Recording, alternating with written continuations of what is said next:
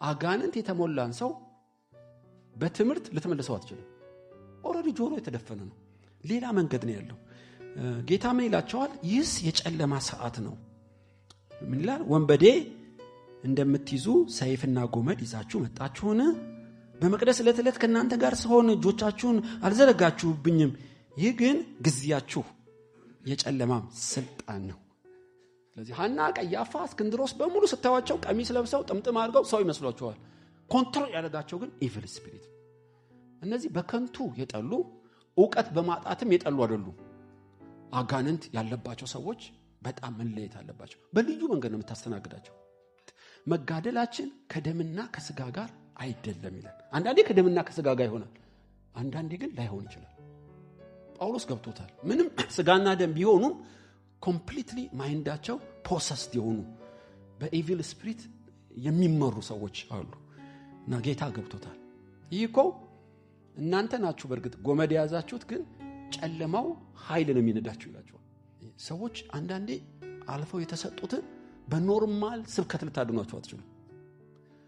ቃየል ጠላት አድብቶብሃል፣ ሊነክስብህ ነው። ፊት የጠቆረው ንግግር የተለወጠው ለዚህ ነው። ሳይነክስብህ ነገስበት አለው። ግን ይህን ቃል እምቢ ብሎ ወንድሙን ገደለው እና ያደባ ነገሰበት። ምን ማለት ነው? ገባበት ማለት እኮ አጅሬ። በኋላ እግዚአብሔር ከሰማይ መጥቶ ቃየል ወንድም አቤል ወዴት ነው? ደሙ እኮ ወደ እኔ እየጮኸ ነው አለው። የሚያናግረው እኮ ከንቲባ አይደለም፣ ሰማይና ምድርን የፈጠረ አምላክ ነው።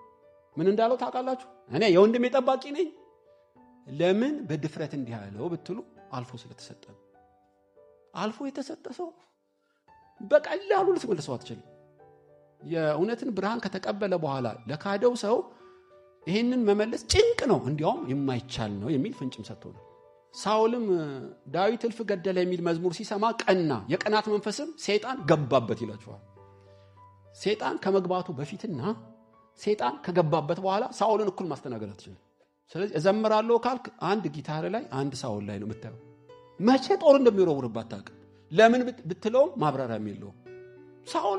ሳውል አይደለም የሚመራው። አንዳንዴ ያለቅሳል። አዎ የተቀባነ ጠላትን በምቹ ቦታ አግኝቶ በፍቅር የሚሸኝ ማን ነው? ልጄ በድያለሁ ይላል። ልክ 5 ደቂቃ ጠብቀው ጦር አንስቶ ያሳድዳል። ሰውየው እንደ ሪሞት ኮንትሮል የሚመራው ሌላ።